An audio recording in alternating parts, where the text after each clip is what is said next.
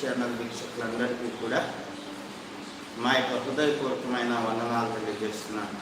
మరొక ఎపిసోడ్లోనికి మిమ్మల్ని అందరినీ కూడా మేము ప్రేమతో ఆహ్వానిస్తూ ఉన్నాం.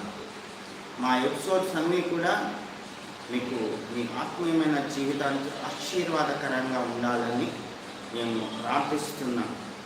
మరి ఈ యొక్క ఎపిసోడ్లోకి వెళ్ళే ముందు మీతో కొన్ని విషయాలు నేను మాట్లాడాలి. అదేంటంటే చూడండి, ఈ ఎపిసోడ్స్ అన్నీ కూడా ఈ యూట్యూబ్ ఛానల్లో ఉంటాయి. ఒక్కసారి కాదు, మీరు మాటి మాటికి వీటిని ధ్యానిస్తూ ఉండండి. నేను చెప్తున్న వాక్య సందేశాలు ఏదో నేను సొంతంగా కనిపెట్టినవి కాదు. అదే సమయంలో ఇది మనం చూసినట్లయితే ఎవరో కాపీ మెసేజ్ కాదు, అంటే ఎవరో చెప్తే విని నేను చెప్పడం లేదు. అదే సమయంలో ఎక్కడ పుస్తకాలు చదివి చెప్పడం లేదు. అయితే మీరు గుర్తుపెట్టుకోవాల్సిన విషయం ఏంటంటే, ప్రభువు నాకు వ్యక్తిగతంగా ప్రత్యక్షతను ఇచ్చి ఇవ్వడం బట్టి ఈ ప్రసంగాలన్నీ కూడా మీకు నేను అందిస్తూ ఉన్నాను. ఇది మీరు తెలుసుకోవాల్సిందిగా కోరుతున్నాను. అయితే చాలామంది వింటున్నారు, కొంతమంది నాతో చెప్తూ ఉన్నారు. ఏమనంటే, ఎదురు మెసేజెస్ నేను వింటూ ఉన్నా, మేము వాటిని నోట్ చేసుకుంటున్నాం. అనేక ప్రాంతాలకు మేము వెళ్ళినప్పుడు ఇతరులతో మేము పంచుకుంటున్నాం. ఓకే, మీరు ఆ విధంగా ఈ వాక్యాన్ని మీరు నోట్ చేసుకొని మీరు అనేక మందితో పంచుకోవాలి. ఎందుకంటే బైబిల్ అనేది ఎవరికి కూడా అది కాపీరైట్ కాదు. అంటే నేను చేసే ప్రసంగాలు ఎవరు చేయకూడదు అని నేను ఇప్పుడు కూడా చెప్పను. చూడండి, చాలామంది అట్లా భావిస్తారు. నేనైతే అట్లా భావించడం లేదు. మీరు మరి నిరభ్యంతరంగా ఈ యొక్క మెసేజెస్ అన్నీ కూడా మీరు వినొచ్చు, రాసుకోవచ్చు. ముఖ్యంగా సేవకులతో చెప్తున్నా, మీరు మీ సంఘాల్లో లేదా వెళ్ళే చోట కూడా చేస్తూ రావచ్చు. అంత మాత్రమే కాదు, మరి ఈ యొక్క ఏమంటారు, ఈ లెంట్ డేస్ అయిపోగానే నేను మీతో చెప్పి ఉన్నాను, ఇక వారం మధ్యలో ఇలాంటి శిలువ ధ్యానాలు ప్రసారం చెయ్యము. ఆదివారాలే ఈ శిలువ ధ్యానాలు కొనసాగిస్తాం. ఇది మాత్రం నేను గుర్తుపెట్టుకోవడం. కారణం ఏంటి అంటే, సమ్మర్లో చాలా ప్రోగ్రామ్స్ ఉంటూ ఉంటాయి. మరి ఆ ప్రోగ్రామ్స్ నేను చూసుకోవాలి. ముఖ్యంగా ఈ యొక్క యూట్యూబ్ ఛానల్ ద్వారా అనేక మంది దైవ సేవకులు చక్కగా వాక్యం విని చాలామంది వాళ్ళ ప్రాంతాలకు రావాలని కోరుకుంటున్నారు. నేను బయలుదేరుతున్నాను. ముఖ్యంగా మీకు చెప్పే విషయం ఏంటంటే, ఆల్రెడీ కర్నూలు జిల్లా నందికొట్టు పాస్టర్ ఆయన నన్ను కోరి నా 2 రోజులు వాళ్ళ సమయంలో వాళ్ళ యొక్క ఊళ్ళో తీసుకెళ్ళి నేను వస్తున్నాను. అంటే త్వరలోనే నేను తిరిగి చేస్తాను. దైవ సేవకులు మరి నేను మాట్లాడిన తర్వాత మీకు చెప్తారు. కాబట్టి కర్నూలు జిల్లా వాళ్ళు, నందికొట్టు ప్రాంతం చుట్టుపక్కల ఉన్న వాళ్ళు సిద్ధంగా ఉండండి, ప్రార్థనాపూర్వకంగా ఉండండి. దైవ సేవకులు కూడా రావచ్చు. నేను వేరే ప్రాంతాలకు వచ్చి పాల్గొని మరి వాక్యాన్ని వినొచ్చు, నన్ను వ్యక్తిగతంగా కూడా కలవచ్చు. అంత మాత్రమే కాదు, హైదరాబాద్లో ప్రోగ్రామ్స్ రాబోతున్నా, ముంబైలో కూడా మీటింగ్స్కి రాబోతున్నాం. కాబట్టి మీరు ఎక్కడి నుంచి కార్యక్రమాలు చూస్తున్నా ఆయా ప్రాంతాలకి దేవుని చిత్తానుసారంగా నేను రాబోతున్నా. కాబట్టి మీరందరూ ప్రార్థన చేయండి. ఆయా ప్రాంతాల్లో దేవుని బలంగా వాడుకోవాలి. మరి అనేక మంది వాటి పరిచర్య ద్వారా రక్షించబడాలి, రోగులు స్వస్థత పొందాలి, అద్భుత కార్యాలు దేవుడు జరిగించాలి. అవును, పూర్తి వాక్యం ప్రకటించి వెళ్ళిపోవడం కాదు, కానీ మరి అక్కడ డెలివరెన్స్, విడుదల పరిచర్య దేవుడు జరిగించాలి. దీని నిమిత్తం మీరందరూ ప్రార్థన చేయండి. ఈరోజు మన ఎపిసోడ్లోకి వెళ్ళిపోదాం. శిలువ ధ్యానంలో ఈరోజు మన ఎపిసోడ్ టాపిక్ ఏంటంటే, యేసు ప్రభును అన్యాయంగా తీర్చిన తీర్పులు. చూడండి, ఆయన పట్టుకున్న తర్వాత ఆయన మీద తీసుకుని వెళ్ళి నేరములు మోపారు.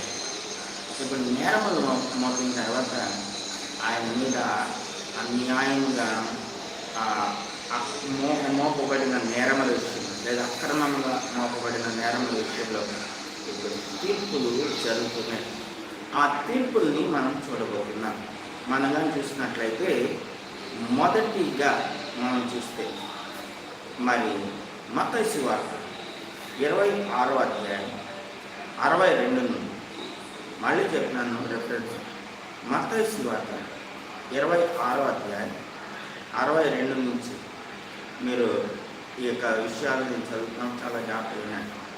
ప్రధాన యాజకుడు లేచి, నీవు ఉత్తరం ఏమో చెప్పవా, వారు నీ మీద పలుకుచున్న సాక్ష్యమేమని అడుగగా యేసు ఊరకుండెను.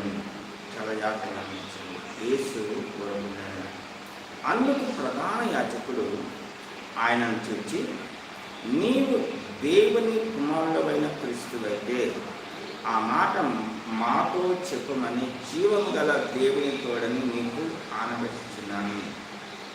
అందుకు యేసు నీవన్నట్టే, ఇది మొదలుకొని మనిషి కుమారుడు సర్వశక్తిని కుడి పార్శ్వమున కూర్చున్నట్టు ఆకాశ మేఘాలుడై వచ్చేటప్పుడు మీరు చూపురని చెప్పగా.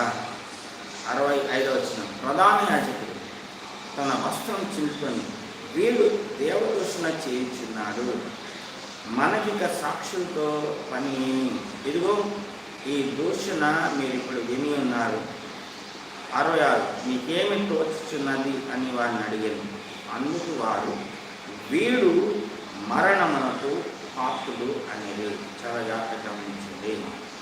ఈ ప్రధాన యాజకుడు ఎవరు అని అంటే, ఈ ప్రధాన యాజకుడు కైప అని మనం చూస్తున్నాం. 26వ అధ్యాయం 62 నుంచి మనం చదివి ఉన్నాం. అయితే మనం చూసినట్లయితే ఈ ప్రధాన యాజకుని పేరు కైప. ఈ కైప దగ్గరికి తీసుకుని వెళ్ళారు. ఆ కైప ఎదుట నిలబెట్టారు.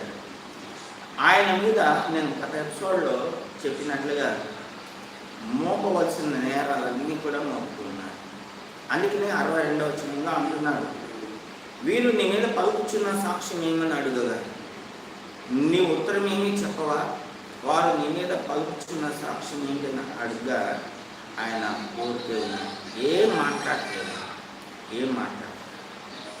అంటే చాలామంది ఏమనుకుంటారంటే, మౌనమే అంగీకారము అని ఒక సామెత ఉంటుంది. ఆ సామెతను బట్టి చాలామంది ఏమనుకుంటారంటే, యేసు ప్రభు ఏం మాట్లాడలేదు అంటే ఆయన ఇండైరెక్ట్గా ఒప్పుకుంటున్నాడు, అంటే నేను నేరస్తుని, నేను పాపిని అని ఒప్పుకుంటున్నాడని చాలామంది అనుకుంటారు. ఇది చాలా తప్పు. ఆయన ఎందుకని ఏం మాట్లాడట్లేదు, చేతకాక కాదు. చాలామంది ఏమనుకుంటారంటే ఆయన చేతకాక మాట్లాడట్లేదు. చాలా జాగ్రత్తగా గమనించండి.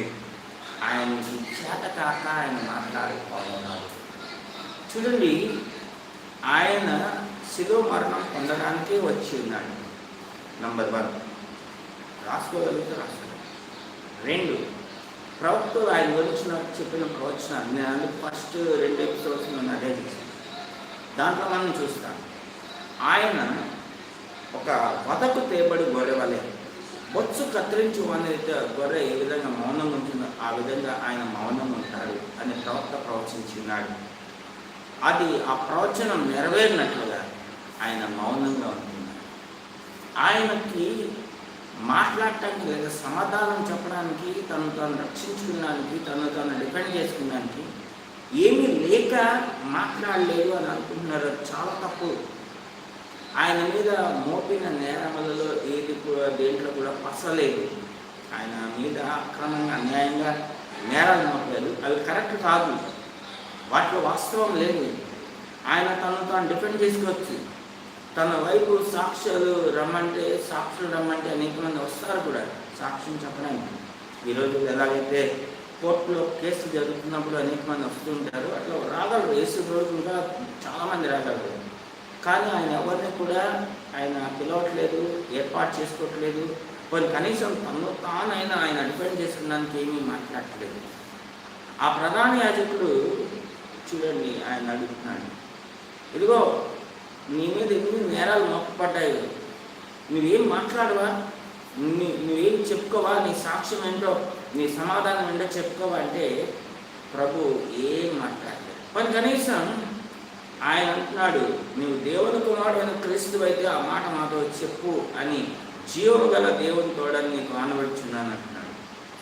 అప్పుడు ప్రభు అంటున్నాడు, నీవు అన్నట్టే, చాలా జాగ్రత్తగా గమనించు, నువ్వు అన్నట్టే నేను దేవుని కుమారుడైన క్రీస్తుని అంటాడు. అయితే మనగా చూసినట్లయితే వాళ్ళు అక్కడే అర్థమైపోతుంది ఏమనంటే, ఆయన కావాలని ఏదో కల్పించి చెప్తున్నాడు, ప్రజలను తప్పుదో పట్టించడానికి అట్లా చేస్తున్నాడు, ఆయన మనుష్యుడైండు తను దేవునిగా చెప్పుకుంటున్నాడు అని అంతకుముందు ఎపిసోడ్లో మనం చూసాం. అన్యాయంగా ఆయన మీద నేరాలు మోపుతున్నారు. అది అన్యాయమైన మాట కాదని అక్కడే మనకు అర్థమైపోతాం. కాబట్టి చూడండి, ఆ విషయంలో గుచ్చి అడుగుతున్నాడు ప్రధాన యాజకుడు. అయితే ప్రభు అవ్వచ్చు అని అట్లా అనట్లే, అంటే అనుమానాస్పదంగా మాట్లాడట్లే. ఆయన నువ్వు అన్నట్టే అంటున్నాడు, నువ్వు ఏమైతే నువ్వు నోట పలుకుతున్నావు అంతే అంటున్నాడు. అని వదిలేట్లేదు. ఆయన గురించి ఒక మాట వివరిస్తున్నాడు.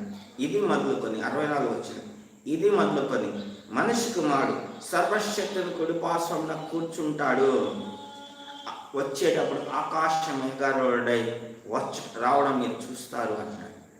చూడండి, ఆయన యేసు ప్రభు చెప్పే సమాధానాల్లో కూడా విత్ ప్రూఫ్ చెప్తున్నాడు, రుజువుతో చెప్తున్నాడు.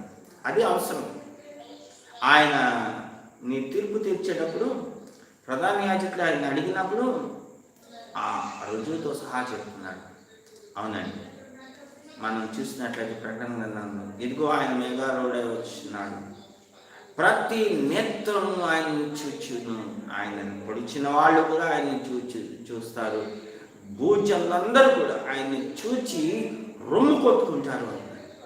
అవునండి, ఈ దినమున నా ప్రియమైన సహోదరి, ప్రభు చెప్తున్నాడు, ఆయన సర్వశక్తిని కుడిపార్శ్వమున కూర్చుంటాం, ఆయన ఆకాశ మేఘారూఢుడై రావడం చూస్తారు అన్నాడు. ఆ రోజు అక్కడున్న ప్రధాన యాజకుడికి, లేకపోతే శాస్త్రులు, పరిసయ్యులు, ధర్మశాస్త్రులు, సద్దుకయ్యులకి, లేదా అక్కడున్న సైనికులకి మాత్రమే కాదు ఈ మాట, ఆ రోజు ఉన్న వాళ్ళకి ఈ రోజు ఉన్న వాళ్ళకి కూడా ఈ మాట. ఆ రోజున్న వాళ్ళకి ఒక విషయం, ఆయన సర్వశక్తిని కుడిపార్శ్వమున కూర్చుండడం చూస్తారు. అవును, ఆ రోజు ఉన్న వాళ్ళు ఎవరూ లేరు ఈరోజు, ఈ వరకు వాళ్ళు చనిపోయారు. వాళ్ళు చనిపోయిన తర్వాత వాళ్ళు ఖచ్చితంగా ఆయన చూస్తున్నారు. అయ్యో, మనం అన్యాయంగా మనం నేరాలు మోపాము, మనం అక్రమంగా తీర్పు తెచ్చాము, మనం ఘోరంగా సిల్లు వేసాము, ఈయనే కదా అని ఆయన సర్వశక్తిని కుడిపార్శ్వమునకు వచ్చిన చూశారు. అంత మాత్రమే కాదు, ఈ దినమున ఎవరైతే సజీవులుగా బ్రతుకున్నారో వాళ్ళు ఏం చూడబోతున్నారంటే, ఆయన ఆకాశ మేఘారూఢుడై రావడం వచ్చుటై మీరు చూస్తారన్నాడు. ఆయన ఆకాశ మేఘారూఢుడై రావడం ఆయన చూస్తున్నారు. ఈరోజు సజీవులుగా ఉన్నవారు ఒకవేళ మనం చనిపోయేలోపు దేవుని యొక్క రాకడ వస్తే అది ఖచ్చితంగా మనం చూడబోతున్నాం. ఆయన మేఘారూఢుడై రావడం మనం చూడబోతున్నాం. ఈ దినమున నా ప్రేమ సహోదరి ప్రధాన యాజకుడైన కైపా దగ్గరికి తీసుకుని వెళ్ళారు. ఆయన చూడండి తీర్పు తీరుస్తున్నాడు. ఏమంటున్నాడు ప్రభు? ఆయన కరెక్ట్గానే సమాధానం చెప్పాడు. చెప్తే నేను అంతకుముందు ఎపిసోడ్లో చెప్పాను, తన వస్త్రాలు చింపుకొని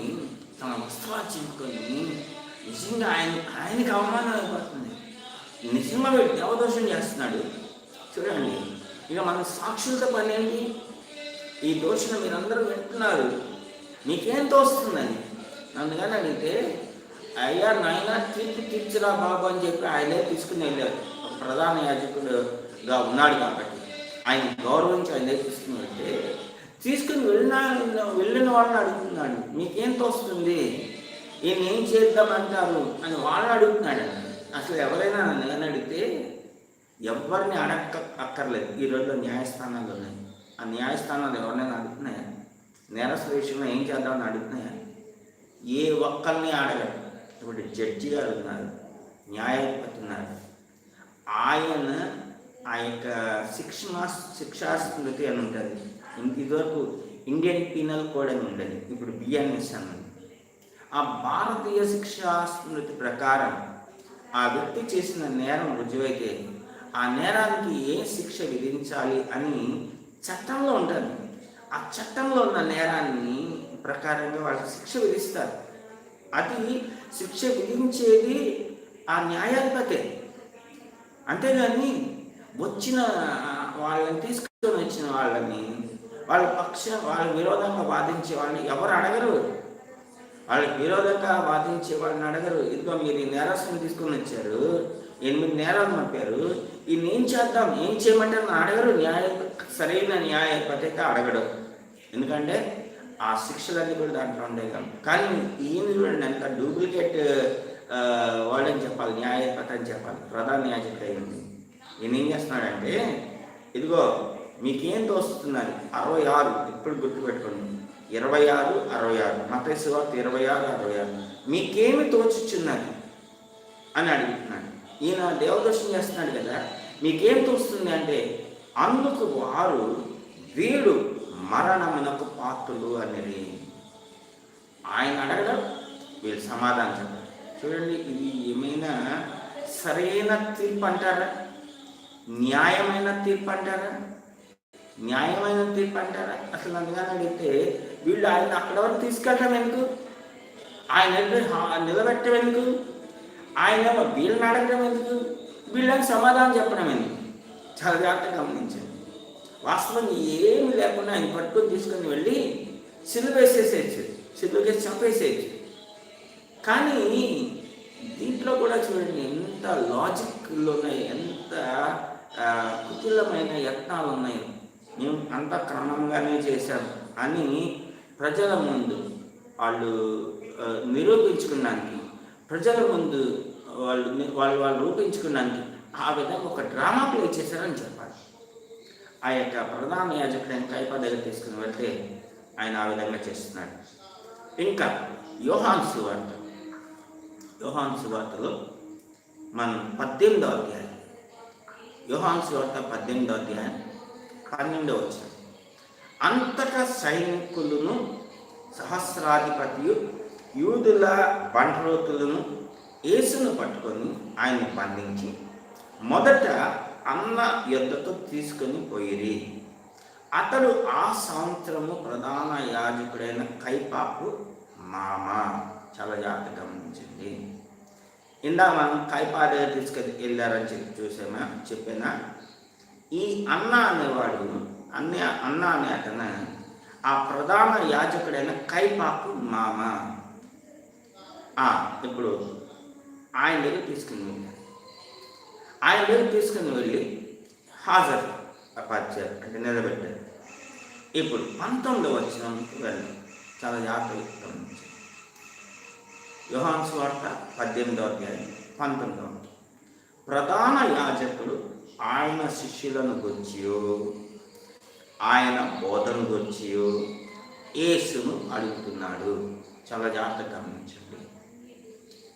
ప్రధాన యాజకుడు ఆయన శిష్యులను గురించి అడుగుతున్నాడు. అసలు శిష్యులు ఏం చేశారండి? ఎవరు ఏం చేయాలి? ఆయన వెనక వెళ్ళారంతే. ఎవరో ఒక్కడు మాత్రం వాక్యంలో బైబిల్లో పేరు రాయలేదు, కానీ ప్రభువుని పట్టుకోగానే తన కత్తి తీసి ప్రధాన యాజకుని ఇంకా దాసు నుంచి తగినారు. అది ప్రభు వెంటనే బాగు చేస్తాడు. అయితే ఈ ప్రధాన యాజకుడు ఏం చేస్తుంటే ఆయన శిష్యుల గురించి అడుగుతున్నాడు. శిష్యుల గురించి అడిగితే, నన్ను కానీ అడిగితే, అసలు వాళ్ళు సిలువ వేయాలనుకున్నది యేసు ప్రభుని, శిష్యులను కాదు. గుర్తుపెట్టుకోండి, వాళ్ళు పట్టుకోవాలనుకున్నది యేసు ప్రభుని, సిలువ వేయాలనుకున్నది యేసు ప్రభుని, శిష్యులను కాదు.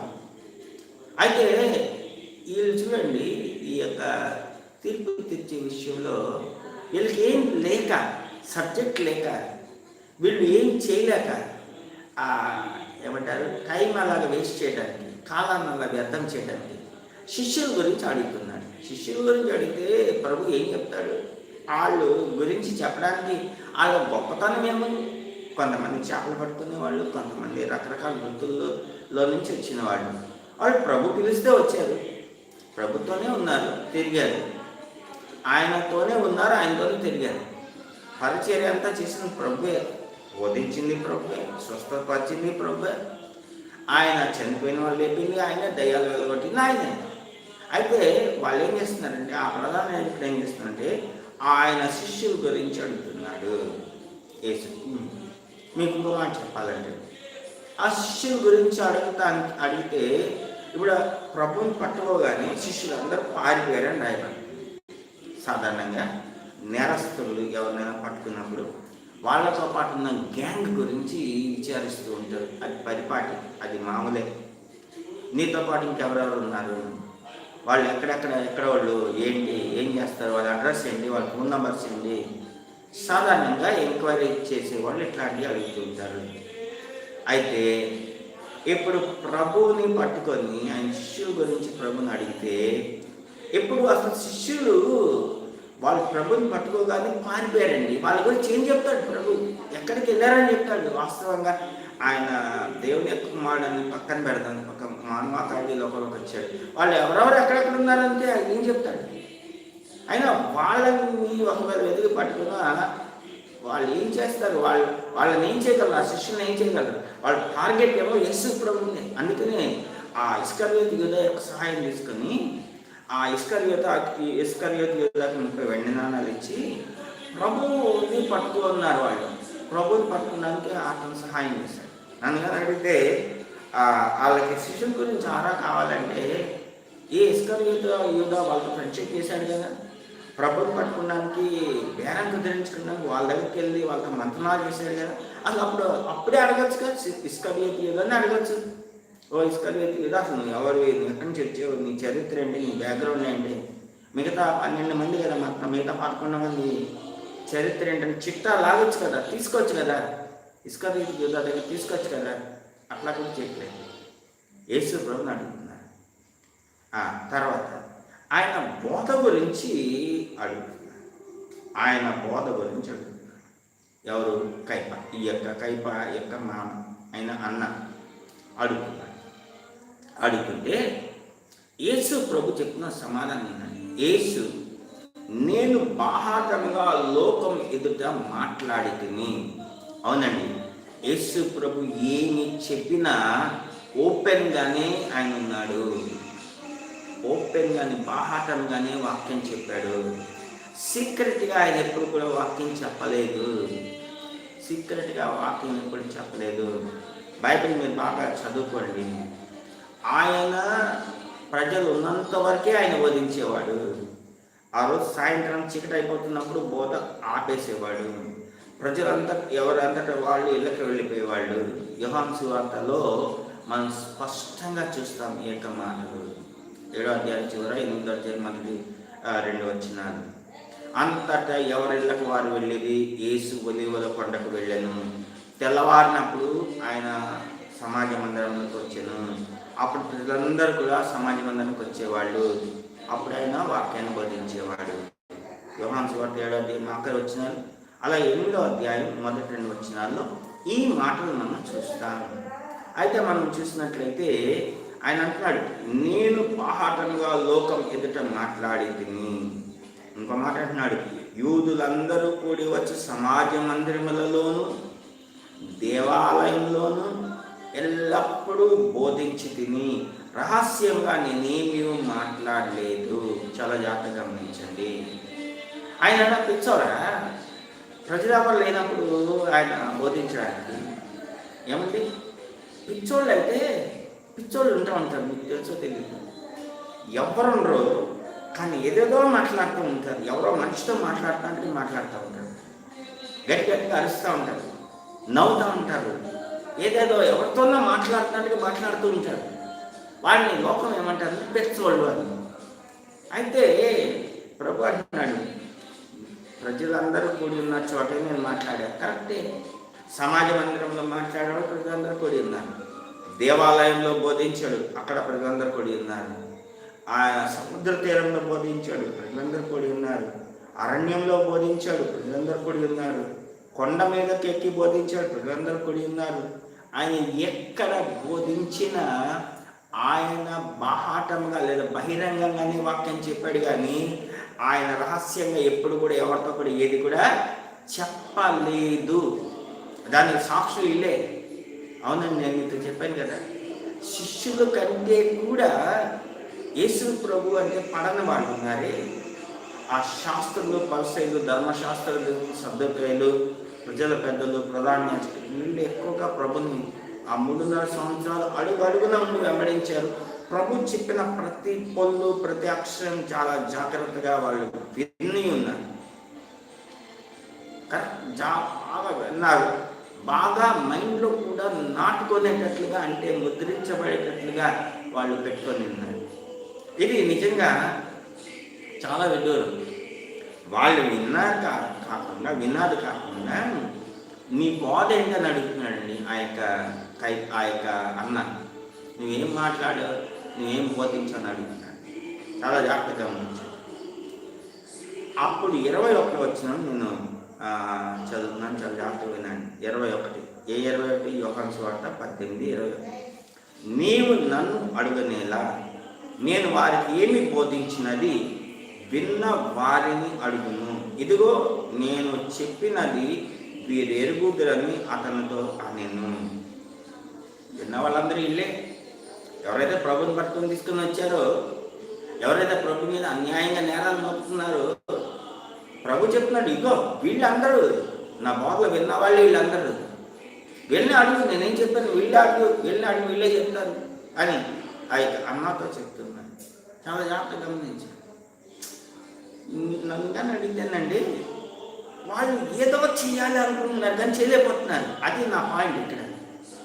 యేసు ప్రభుని పట్టుకొని ఏదో హంగామా చేద్దాం, ఆయన్ని ఏదో రకంగా తీర్పులు తిరుగుద్దాం అని అనుకుంటున్నారు, కానీ అది వాళ్ళ వల్ల కావట్లేదు. అవునండి, వాళ్ళ వల్ల కాదు. ఎందుకంటే నిజంగా ఆయన చేస్తేనేగా, నిజంగా ఆయన అంటేనేగా, నిజంగా ఆయన విషయంలో జరిగితేనేగా వాళ్ళు ఏం చేయాలి, ఎలా చేయాలి అనే దాంట్లో విఫలమైపోతున్నారు. అవునండి, విఫలమైపోతారు. అంటే నిజంగా ఏదైనా ఆయన చేసింది అక్రమంగా, అన్యాయంగా, నిజంగా ఆయన మీద సరైన నేరం అంటే రుజువు అవ్వాలి. అది కరెక్ట్గా లేదు. ఇక 3వ విషయం, మత్తయి సువార్త 27వ అధ్యాయం. మత్తయి సువార్త 27వ అధ్యాయం 11వ వచనం. యేసు అధిపతి ఎదుట నిలిచెను. అప్పుడు అధిపతి, యూదుల రాజు నీవేనా అని ఆయన అడుగ్గా, యేసు అతన్ని చూచి నీవు అన్నట్టే అనెను. 12వ వచనం. ప్రధాన యాజకులను, పెద్దలను ఆయన మీద నేరం మోపినప్పుడు ఆయన ప్రత్యుత్తరం ఏమీ ఇవ్వలేదు. 13. కాబట్టి పిలాతు, నీ మీద వీరెన్ని నేరములు మోపుచున్నారో నువ్వు వినలేదా అని ఆయనను అడిగాను. మత్తయి సువార్త 27వ అధ్యాయం 11 నుంచి 13 వచనం నేను చదివి వినిపించినాను. చూడండి, అధిపతి ఎదుట నిలిచాను. యేసు అధిపతి ఎదుట నిలిచాను. ఎవరి అధిపతి అంటే పిలాతు. అప్పుడు అధిపతి, యూదుల రాజు నీవేనా అని ఆయన అడుగ్గా, యేసు అతన్ని చూచి నువ్వు అన్నట్టే అనెను. చాలా జాగ్రత్తగా గమనించండి.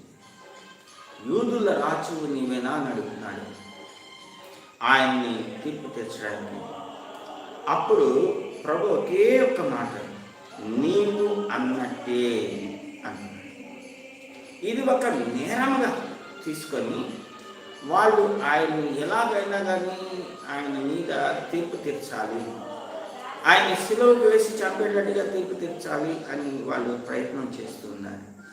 అడిగిన అధిపతికి కూడా నేను అంతకుముందు ఎపిసోడ్లో చెప్పి ఉన్నాను, ఈయన రాజు అంటాడు, ఈయన యూదుల రాజు అంటాడు, ఈయన రాజు అయితే సింహాసనం ఏది, ఈయన రాజు అయితే ఈయనకి సైనికులేది, ఈయన రాజు ఏది, ఈయనకి ఏమంటారు ఆ రాజ్యం ఏది, ఈయనకి ప్రజలేది అని ఆయనకి అర్థం కావట్లేదు.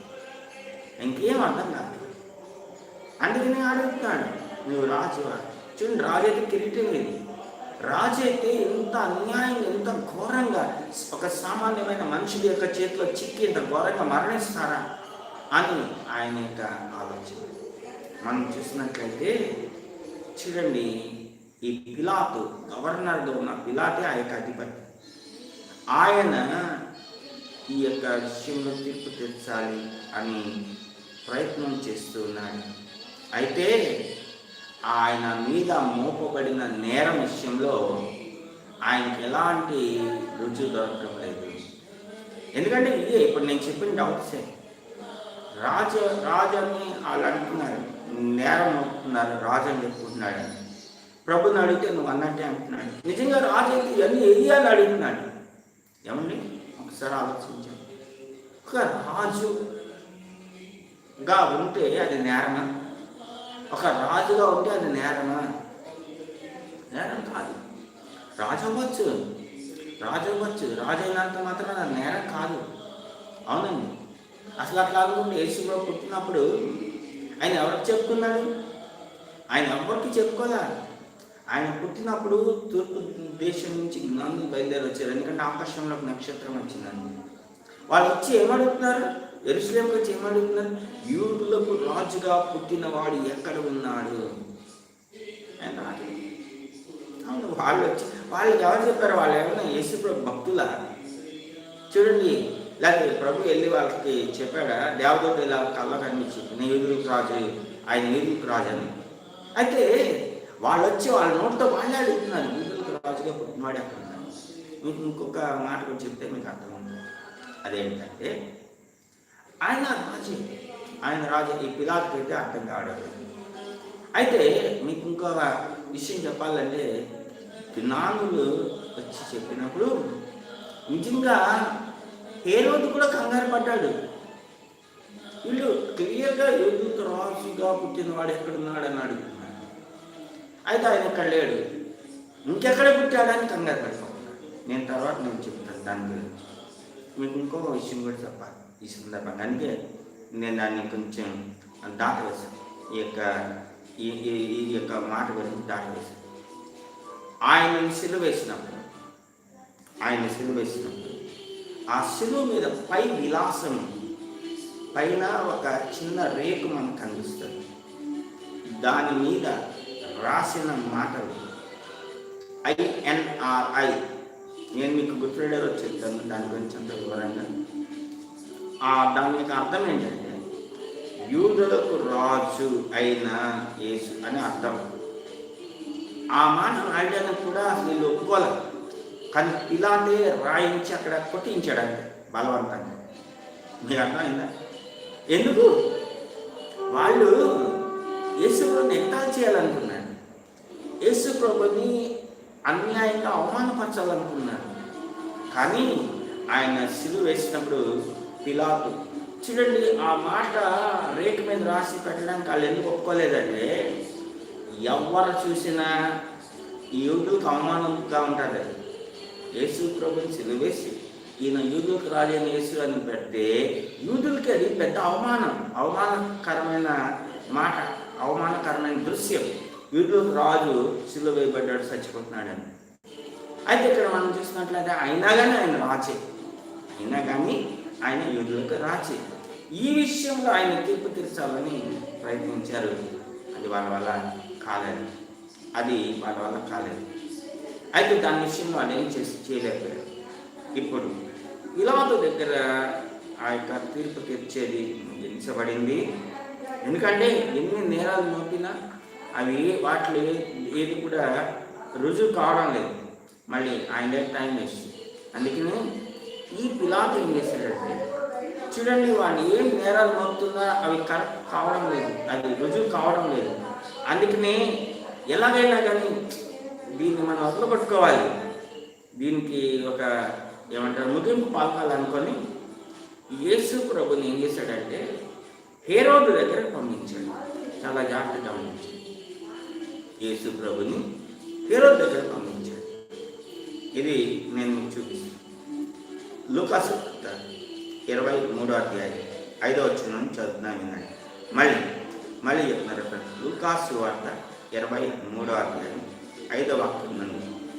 అయితే వారు ఇతడు గలిలయ దేశం మొదలుకొని ఇంతవరకును యూదయ దేశం అంతటా ఉపదేశించుచు ప్రజలు రేపుచున్నాడని మరింత పట్టుదలగా చెప్పేది. పిలాతు ఈ మాట విని, ఈ మనుషుడు గలిలేయుడా అని అడిగి ఆయనను హేరోదు అధికారం క్రింద ఉన్న ప్రదేశపు వాడని తెలుసుకొని హేరోదు నొద్దకు ఆయనను పంపెను. హేరోదు ఆ దినములలో యెరూషలేములో ఉండెను. ఇప్పుడు మీకు ఒక విషయాన్ని గుర్తు చేస్తుంది. యేసు ప్రభు పుట్టినప్పుడు నేను ఇందాక చెప్పాను కదా, హేరోదే ఉన్నాడు అక్కడ రాజుగా. ఆ తూర్పు దేశం నుంచి వచ్చిన జ్ఞానులు హేరోదు ఇంటికి వెళ్ళారు. ఈ యూదులకు రాజుగా పుట్టినవాడు ఎక్కడ ఉన్నాడని ఆయన్ని అడిగారు. ఆయన ఇంట్లో ఎవరు పుట్టలేదు. అది తెలుసుకొని హేరోదు చాలా కలవరపడిపోయాడు. అయినా తాను నిమ్మలించుకొని జ్ఞానులతో చెప్తున్నాడు, మీరు వెళ్ళండి, ఆయన ఎక్కడున్నాడో చూడండి, ఆయన పూజించి వచ్చి నాకు సమాచారం ఇవ్వండి, అడ్రస్ చెప్పండి, నేను కూడా వెళ్ళి ఆయన పూజిస్తానని చెప్తున్నాడు. అంతా నాటకాలు ఆడటానికి. ఆయన మైండ్లో ఉన్నది ఏంటంటే, ఆ యుద్ధకు రాజుగా పుట్టినవాడు ఎక్కడో నేను తెలుసుకొని నేను వెళ్ళి ఆయన్ని చంపేస్తా అని తీర్మానం తీసుకున్నాను. అయితే జ్ఞానులు వెళ్ళారు, ఆయన పూజించారు. ఆ రాత్రి అక్కడ ఉండేటప్పటికి దేవుని యొక్క దూత వాళ్ళ కల్లో కనిపించి వాళ్ళు హెచ్చరించాడు, మీరు వెనక్కి అటు వెళ్ళదు, వేరే రూట్లో వెళ్ళిపోండి అంటే వాళ్ళు వెళ్ళిపోయారు. అయ్యో ఈ జ్ఞానులను మోసం చేశారని చెప్పి ఆయన చాలా కోపం వచ్చింది. ఇక జ్ఞానుల్ని అడిగి తెలుసుకున్నాడు, మీకు నక్షత్రం ఎప్పుడు కనిపించింది? వాళ్ళు కరెక్ట్గా చెప్తున్నారు, ఇదిగో పలానా తారీఖు కనిపించింది. కాబట్టి వాళ్ళు ఏం చేస్తారంటే, ఇక ఈ యొక్క హేరోదు అంచనా వేసుకొని, ఇంకా నేను ఇక 2 సంవత్సరాలలో యేసుప్రభు వయసు ఉంటుంది కాబట్టి ఆ 2 సంవత్సరాలలోపు ఉన్న పిల్లలందరినీ కూడా నేను చంపేస్తాను అని తీర్మానం చేసుకొని ఒక ఆర్డర్ పాస్ చేశాడు. 2 సంవత్సరాలలోపు ఉన్న పిల్లలందరినీ చంపేయాలి. దేవుడు యోసేపు దగ్గరకు వచ్చి చెప్పాడు అన్నమాట. యోసేపు మరియని ఆ పుట్టిన బిడ్డను తీసుకొని పారిపోయాడు, ఐగుప్తుకు వెళ్ళాడు. అయితే ఇక్కడ మనం చూసినట్లయితే ఇప్పుడు ఆ హేరోదే ఉన్నాడు, యేసుప్రభు పుట్టినప్పుడు ఉన్న హేరోదే ఉన్నాడు యెరూషలేములో. అయితే ఈ హేరోదు కొంతకాలం అయిన తర్వాత అది మర్చిపోయాడు, ఆ యూదులకు రాజు చచ్చిపోయాడు అనుకున్నాడు. అయితే ప్రభు పెరిగి పెద్దవాడయ్యాడు. ఇప్పుడు ఆయన వయసు 30 సంవత్సరాలు దాటింది. స్వార్థపట్టి 33 అంతే కదా, అప్పుడే కదా ఆయన పట్టుకొని సిలువ వేస్తున్నాడు. ఆ 33 సంవత్సరాల వయసు వచ్చింది. అయితే యేసు ప్రభు గురించి విన్నాడు. అప్పుడు తప్పించుకున్నవాడు ఈయనే అన్నమాట అని ఆయనకు తెలియదు. విన్నాడు యేసు ప్రభు అంట, అదిగో యూదయ దేశం మొదలుకొని గలిలయ నుంచి యూదయ వరకు స్వార్థ ప్రకటిస్తూ ఉన్నాడని చెప్పారు కదా, విన్నాడు. ఆయన పరలోక రాజ్యాన్ని చెప్తున్నాడంట, ఆయన అద్భుతాలు చేస్తున్నాడంట, అట్లాంటి ఇట్లాంటి అని విని యేసు ప్రభుని చూడాలనుకున్నాడు. చూడండి 7వ వచనం, ఆయన హేరోదు అధికారం క్రింద ఉన్న ప్రదేశం వాడని తెలుసుకుని హేరోదు నందుకు ఆయన పంపిను. హేరోదు ఆ దినములో యెరూషలేములో ఉండెను. హేరోదు యేసును చూచి మిక్కిలి సంతోషించెను. ఆయనను గురించి చాలా సంగతులు విన్నందున ఆయన ఏదైనా ఒక సూచక్రియ చేయగా చూడ నిరీక్షించి బహుకాలం నుండి ఆయనను చూడగోరెను.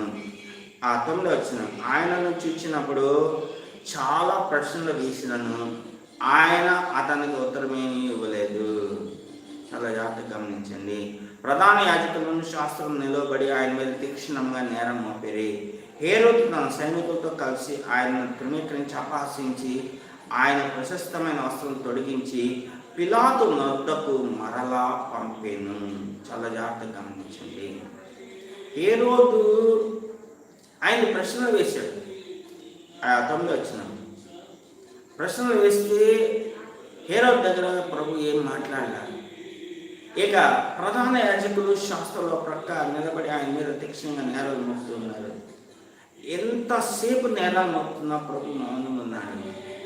హేరోదుకి లాభం లేదనుకొని ఆయన సైనికులతో కలిసి ఆయన తృణీకరించి అపహసించి ఆయన ప్రశస్తమైన వస్త్రం తొడిగించి మళ్ళీ పిలాతు దగ్గర తిరిగి పంపించాడు. ఎందుకంటే పిలాతు గవర్నర్ అయినేమో రాజు. అయితే చూడండి 12వ వచనం, అంతకుముందు హేరోదు పిలాతు ఒకరినొకడు శత్రువులేండి, ఆ దినములని ఒకరినొకడు మిత్రులేది.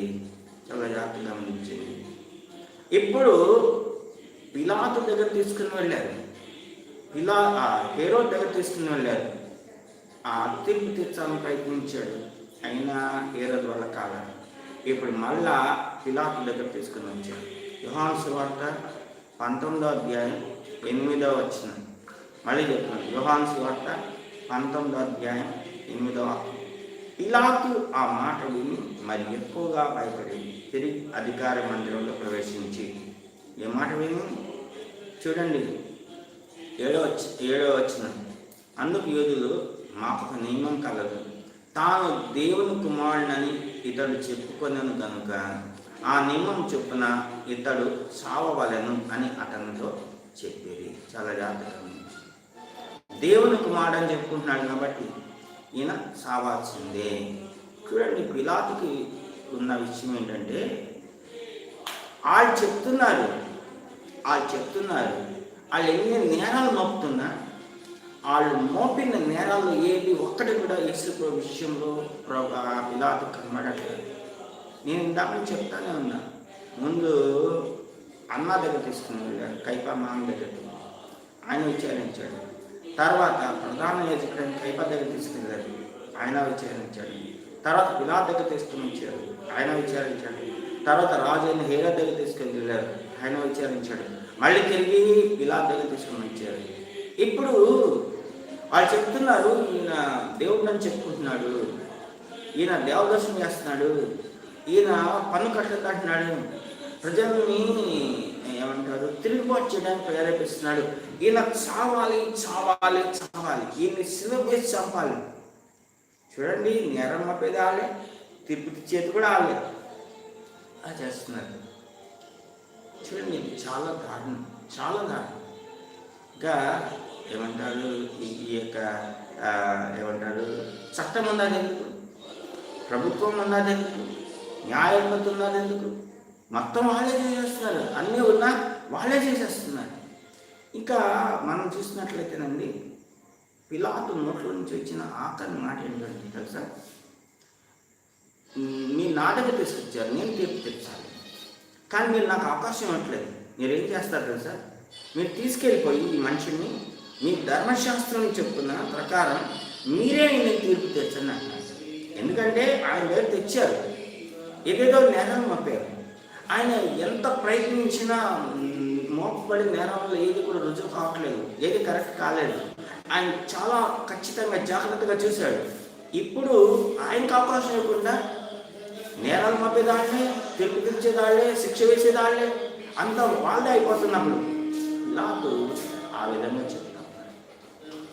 లేదు, వాళ్ళేంటి, మళ్ళీ ఆ మాట పిలాతు నోట్లో వచ్చి రావాలి, ఆయన నోటితోనే చెప్పించాలి, ఆయన నోటితోనే శిక్ష వేయించాలి, ఆయన వేస్తేనే అది మనం అమలు చేయాలి. చాలా చూడాలి. కొంతమంది ఎట్లా అంటే ఇట్లాగే వాళ్ళు తప్పు చేయరు, ఎదుటి వాళ్ళతో చేయిస్తారు, చేయించి వాళ్ళు ఆ విధంగా సందర్శిస్తూ ఉంటారు. చేసేదంతా వాళ్ళే. పిల్లలు అంటాడు, మొత్తం మీరే చేస్తున్నారు, మీరే తీసుకుని వెళ్ళి ఆయన శిక్షించండి అంటే లేదు, మేము చెప్పినట్టుగా నువ్వు చేయాలి, మేమేం చెప్తున్నాం సిలువ వేయమంటున్నాం, నువ్వు ఆర్డర్స్ నువ్వు ఇవ్వాలి, నీ నోటితో ఆ శిక్ష నువ్వు ఖరారు చేయాలి. చూడండి, మనం చూస్తాం. అప్పుడు పిలాతు చేతులు కూడా కడుక్కుంటున్నాడు. ఈ నీతిమంతుల గురించి నేను నిరపరాధి, నేను చేతులు కడుక్కుంటున్నాను, నువ్వు చేయగలుకో లేకపోతే తల నుంచి కాలు వరకు కడుక్కో, మాకు అనవసరం, ఆయన్ని మాత్రం నువ్వు సిలువ వేయాల్సిందే. ఈ లోకం చూడండి ఎంత దారుణంగా తయారైంది. ప్రపంచ చరిత్రలో ఇప్పటి వరకు ఒక న్యాయాధిపతి ఒక వ్యక్తిని ఈయన నిర్దోషి అని చెప్పి పరిమాల మరణశిక్ష విధించడం అనేది ప్రపంచ చరిత్రలో ఇదే మొదటి. తెలుసుకోండి, మళ్ళీ చెప్తుంది ఇదేమాట ప్రపంచ చరిత్రలో ఇదే మొదటి విషయం. అదేంటంటే ఒక న్యాయాధిపతి ఒక వ్యక్తిని నిరపరాధి, నిర్దోషి అని తెచ్చి డిక్లేర్ చేసి అతనికి మరణశిక్ష విధించడం ఇప్పటి వరకు ఎప్పుడు జరగలేదు, ఎప్పుడు కూడా జరగదు. ఇది తెలుసుకోండి. అది యేసు ప్రభు జీవితంలో మాత్రమే జరుగుతాము. అందుకనే ఇది అన్యాయమైన తీర్పు అంటున్నాను. అక్రమంగా మోపిన నేరాలు. అవునండి, ఇది మనం చూసినట్లయితే, అందుకనే ఇది ఒక టాపిక్గా తీసుకొని నేను మీకు చెప్తున్నాను. అందుకనే ప్రభువు మీకు ఇంకో మాట చెప్తాను. ఆయన కొండ మీద చేసిన ప్రసంగంలో ఆయన ధన్యతల గురించి చెప్పిన తర్వాత దాంట్లోనే కంటిన్యూషన్లో చెప్పారు, నా నిమిత్తం జనులు మిమ్మల్ని నిర్మించి హింసించి మీ మీద అబద్ధంగా చెడ్డ మాట్లాడినప్పుడు పలుకున్నప్పుడు సంతోషించి ఆనందించండి, పరలోకమందు మీ ఫలం అధికమగునని రోజు. గమనిస్తున్నావు నా ప్రేమ సహోదరు. ఇది నువ్వు తెలుసుకో. దీని గురించి మనం చూసినట్లయితే అన్యాయంగా అక్రమంగా ప్రభు ఎలాగైతే ఆయన సిలువ వేయబడ్డాడు, తీర్పు తెచ్చబడ్డాడు, ఆ విధంగా మిమ్మల్ని కూడా మత్తయి సువార్తలో కూడా ప్రభు చెప్పాడు, వారు మిమ్మల్ని అధిపతుల దగ్గర తీసుకుని వస్తారు. 10వ అధ్యాయంలో రాజులు ఎదురు తీయబడతారు, అప్పుడు మీరేం కంగారు పడదు, మీ పక్షంగా నేను నిలబడి. ఆ రోజు ప్రభు పక్షంగా ఎవరు నిలబడ్డాడు? ప్రభు అంటే ఆయన సిలువ వేయబడ్డానికి వచ్చాడు, ఆయన మేము తీర్పు తెచ్చబడ్డానికి వచ్చాడు, ఆయన అక్రమంగా నేరాలు ఆయన మీద మోపబట్టడానికి ఆయన వచ్చాడు. ఆ విధంగా జరిగింది. కానీ దినమున మనం చూసినట్లయితే మనం ఆ విధంగా అవబోతున్నాం. జాగ్రత్త. ఇది పంచ దినాల్లో ఉంటున్నాం, దేవుని రాకడ దినాల్లో ఉంటున్నాం. మనం ఇంకా ఎక్కువగా దేవుని కోసం సాక్షిగా నిలబడాలి. ఆఖరి మాట చెప్పి ముగిస్తాం. ప్రభుని పట్టుకోగానే శిష్యులందరూ పారిపోయారా? ఎవరి ప్రాణం వాళ్ళు రక్షించుకున్నాం, పారిపోయారా? తర్వాత ప్రభు మరణస్థితికి లేచిన తర్వాత శిష్యుని దర్శించి 40 దినాలు ఇదే భూమి మీద నరవతారుగా ఆయన సంచరించి ఆ విధంగా ఉన్నాడు. ఇప్పుడు జరిగిన విషయం ఏంటంటే, ప్రభు పరలోకానికి ఆరణకు వెళ్ళిపోయి పరిశుద్ధాత్మను పొందించింది. ప్రతి శిష్యుడు ఎవరైతే తన ప్రాణాన్ని కాపాడుకోవాలని చూశాడో అలా ప్రతి శిష్యుడు ఏం చేశాడంటే ప్రభు కొరకు తన హతసాక్షిగా మాట్లాడు, తన ప్రాణాన్ని అర్పించి సచ్చాడు. అవునండి. అది యేసు ప్రభు శిష్యులు ప్రతి ఒక్కరు కూడా హతసాక్షులుగా మరణించిన అందరికీ కూడా అన్యాయంగా అక్రమంగా తీర్పు తీర్చబడ్డ వాళ్ళే. ప్రభు కొరకు అనేకమైన హింసలు అనుభవించి, అనేకమైన అవమానాలు, నిందలు అక్రమంగా అన్యాయంగా తీర్పు తీర్చబడి చంపబడ్డామని. కాబట్టి నా ప్రేమ సహోదరు యేసుతో దేవునితో నడుచుట అని నేను ఒక టాపిక్ స్టార్ట్ చేసే సంవత్సరాన్ని గుర్తున్నాను. ఒకవేళ మీరు వినకపోతే తెలియకపోతే నా యూట్యూబ్ ఛానల్ చూసుకోండి. అయితే అలా నడిచే దాంట్లో ఇది ఒక మార్గం. ప్రభు యొక్క అడుగుజాల్లో నడుస్తున్నందుకు ఇట్లాంటివన్నీ మనకి ఎదురవుతుంది. కంగారు పక్కని నన్ను అన్యాయంగా మత్తయి సువార్తలో ప్రభు ఏం చెప్తాడంటే, ఒక చెంప మీద ఇంకో చెంప, అంతేగాని ఒక మాట అంటే 4 మాటలు అనాలని చెప్తారు. అది ధర్మశాస్త్రం. కంటికి కన్ను, పండికి పన్ను అని చెప్పే ధర్మశాస్త్రం. అయితే నేను చెప్పున్నది ఏమన్నా, ఒక చెంప మీద ఇంకొక చెంప. ఇదేనా నా ప్రేమ సహోదరు వాక్యాన్ని ఏదో నమ్మకాన్ని మించిన వాక్యాన్ని సరైన జీవిస్తున్నారు. ఈ వాక్యం ద్వారా ప్రభు నేనే ఆశిస్తాను. ఆయన ఏ విధంగా లోపలికి వచ్చి ఆయన ఏ విధంగా అన్యాయంగా తీర్చబడ్డాడు, అక్రమంగా సిలువ వేయబడ్డాడు. ఇది మన మీకు కూడా అలాంటి పరిస్థితి జరుగుతుంది. ప్రభు కొరకు బలమైన సాక్షిగా నిలబడగలవా? లేకపోతే ఈ యొక్క భక్తి వద్దు, ఈ విశ్వాసం వద్దు, ఈ యొక్క సేవ వద్దు, ఏమద్దు, దేవుడు వద్దు అని వదిలేసి పారిపోతాడు. యేసు ప్రభు నేరం మోపారు, సులువ మోపారు. ఆయన పడుతున్నా లేస్తున్నాడు, ఆ సులువ నెత్తుకుంటున్నాడు, ఉంటున్నాడు. చివరి వరకు గొల్గొతా వరకు సిలువ మోస్తాడు.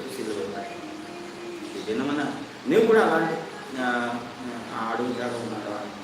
ఎన్నో శ్రమలు అనుభవించి, ఎన్నో అవమానాలు అనుభవించి, ఎన్నో ఏకలు ఇబ్బందులు అనుభవించి మనం ప్రభు దగ్గరికి మనలోకానికి మనం చేరవలసిన వాళ్ళమైనా దాని స్థాయిలో నుంచి కళ్ళు మూసుకుని ప్రార్థన చేసుకుందాం. అందరూ లేచి నిలబడి ప్రార్థన. తండ్రి, ఈ దినమున ఈ యొక్క ఎపిసోడ్లో మీరు నన్ను స్తోత్రాలు. అవును ప్రభువా, మీరు ఈ లోకంలో ఉన్నాము, నరవతారులో ఉన్న దినములలో 3.5 సంవత్సరాలు సువార్త పరిచయం చేసిన అంతంలో నిన్ను ఈ విధంగా దేవా నీ మీద పట్టుకుని నేరాలు మోపారు.